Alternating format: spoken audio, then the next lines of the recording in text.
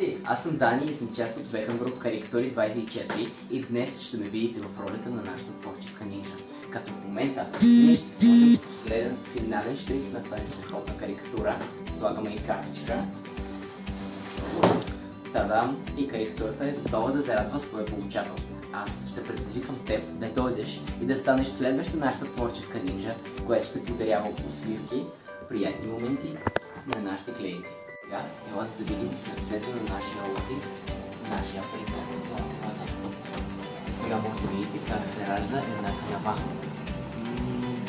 Страхотна е. Видите на нашата творческа нинджа е много динамична и разнообразна. Сега ще покажа с какво ще се занимаваш тук. Като за да принтираш една канава и да е подготвим да изпращаме, да е много слаба. Трябва да я сложим в рамка, като за това имаме си една вълшебна пръчка. С нея варяме рамка. Слагаме формата по-край. Така, за да има един довършен вид на формата. Всъщност, може да избереш черна рамка, ако според теб допада повече.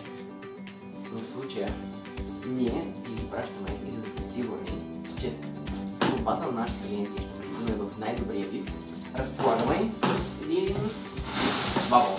С него ще защитим всяка една творба и тя ще пристигне в най-добрия си вид.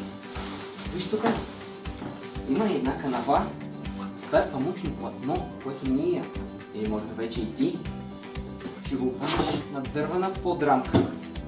Не си чувал за канавата? О, ще научим, не се притеснявай. Като тук използваме технологии.